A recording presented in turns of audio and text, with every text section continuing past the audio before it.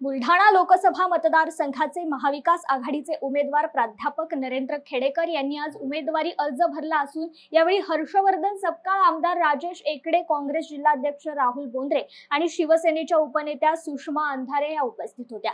यावेळी सुषमा अंधारे बोलताना म्हणाल्या की एकदा विकलेला माल दुकानदार सुद्धा परत घेत नाही तर विकल्या गेलेल्या नेत्याला जनता कशी निवडून देईल असं म्हणत सुषमा अंधारे यांनी महायुतीच्या उमेदवारांवर टीका केली आहे।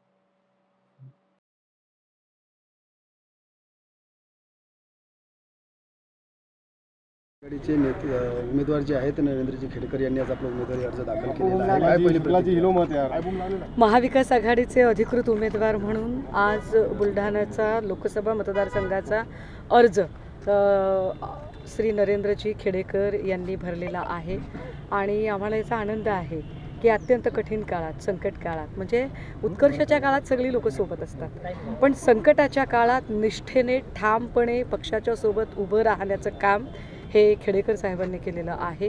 त्यामुळे अशा एका निष्ठावंताला इथून संधी मिळत आहे।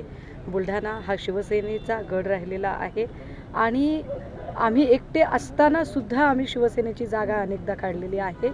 यावेळेला तर आमच्यासोबत महाविकास आघाडीचे आमचे मित्रपक्ष म्हणून काँग्रेस, राष्ट्रवादी काँग्रेस ही सगळी मंडळी आहेत। या सगळ्या पक्षांचे नेते इथे उपस्थित आहेत।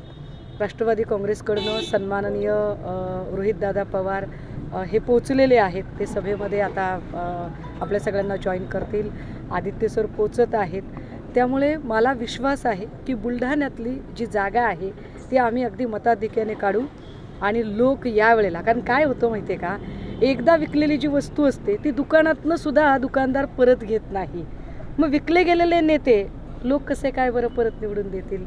त्यामुळे विकलेला माल आता पुन्हा विकला जाणार नाही। आता पुन्हा एकदा निष्ठावंताला संधी बुलढाणा देईल। कशी लढाई राहणार, निष्ठावान वर्सेस कशी लढाई राहणार? नाही, आम्ही लढायचीच काम नाही आहे। ही निवडणूक लोकांनी हातात घेतलेली आहे। लोकांचा एवढा संताप आहे, लोकांनी जे ठरवलेलं आहे, ज्या पद्धतीने पक्षफोडाफोडी, आमदार खरेदी विक्री आणि या सगळ्या ज्या गोष्टी झालेल्या आहेत ते लोकांनाच मान्य नाही आहे आणि लोकांना हे पक्क माहिती आहे की आत्ता ज्या काही पद्धतीने, म्हणजे अगदी बुलढाण्यातली दादागिरी असेल, अरेरावी असेल, विकास कामं दाखवायची 10%, 4 आने की मुर्गीवर 12 आने का मसाला, तशी 4 आनेची विकास कामं आणि 12 आनेची कमिशनगिरी, या सगळ्यांनी इथली लोक कंटाळलेली आहेत। त्यामुळे लोक उत्तर देतील। ही लढाई गद्दारी वर्सेस खुद्दारी तर असेलच असेल, पण ही लढाई एका निष्ठावंत शेतकरी पुत्राची लढाई आहे। सगळ्या भांडवली शक्ती एकीकडे आणि एक शेतकऱ्याचा लेख एकीकडे आहे, ज्याच्या पाठीशी मातोश्री उद्धव साहेब, तमाम शिवसेना आणि मित्रपक्ष ठामपणे उभे आहेत। ओके, थँक्यू ताई।